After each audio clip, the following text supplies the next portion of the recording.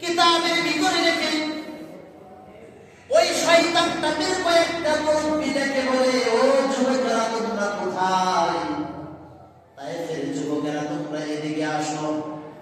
দেখো মুহাম্মদ মক্কা থেকে মার খাইয়া তায়েফের ময়দানে এসেছে। তার দেশে তো তার ধর্মের প্রচার করতে পারে নাই। তার এলাকার মানুষের মায়ের খাইয়া অবশেষে আমাদের এখানে আসছে।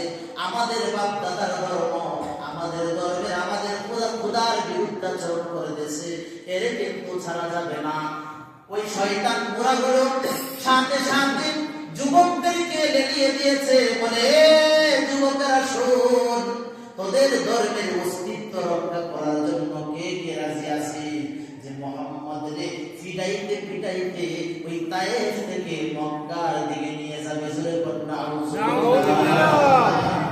আমার মুসলমান ভাই ভালো করে বোঝেন, কিতাবের ভিতরে লেখে তায়েফ থেকে যখন নাকি নবীজি মায়ের খাইয়া নির্যাতনের স্টিমুলার নবীর উপরে চালানো হলো, তায়েফের ঘটনা আপনারা সবাই জানেন, রক্তে রঞ্জিত হয়ে গেল।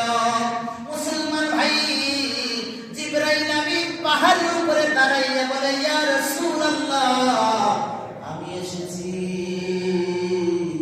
আমি আকাশ থেকে দেখতেছিলাম তায়েফের যুবকরা আপনাকে মারছে।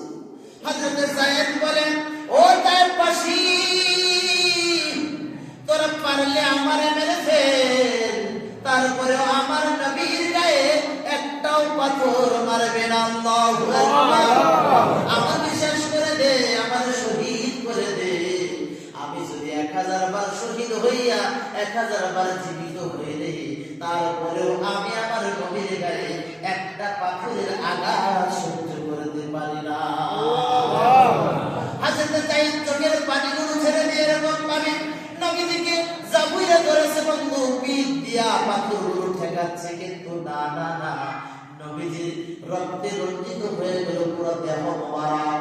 আবার মুসলমান ভাই জিবরাইল আমিন চোখের পানিগুলো ছেড়ে দিয়ে বলে, ও নবীজি, আমি তো সাধারণ একজন ফেরেশতা, আল্লাহর হুকুম ছাড়া আসতে পারি না। তায়েফবাসী আপনার যেভাবে কষ্ট দিয়েছে নবী, আমার মনে চাইছিল আমি আল্লাহরে ডেকে ডেকে বলছি, ও আল্লাহ, তোমার হাবিব রে মেরে ফেলবে বুঝি, আমারে তুমি যাবার অনুমতি দাও। আমার আল্লাহ বলে, জিবরাইল আমিন রে একটু করে যাও, এখানে ইসলামের বাণী জিন্দা হবে। সব জায়গাতে রক্ত বিলানোর পরেই বিজয় আসে বলা ভেঙে না। আমার মুসলমান ভাই, তায়েফের ময়দানে রক্ত করেছে আল্লাহ তাআলা আপনার ইসলামকে জিন্দা করে দিয়েছে। চিল্লায়ে বলেন না সুবহানাল্লাহ।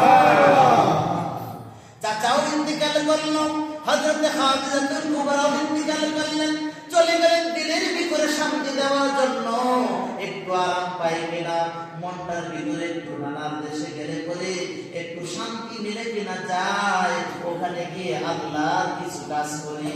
ওখানে গিয়েও মায়ের খাইলেন, অবশেষে বেহুশ অবস্থায় পড়ে রইলেন। হযরত জিবরাইল আমিন ডেকে বলেন, নবী, আমরা এই পাহাড়ের ভিতরে 70,000 ফেরেশতা আছি, আপনি যদি অর্ডার দেন তাহলে এই দুইটা পাহাড়কে, তায়েফবাসীরে দুই পাহাড়ের চিপায় ফেলে ধ্বংস করে দেব। জোরে বলুন নাউজুবিল্লাহ।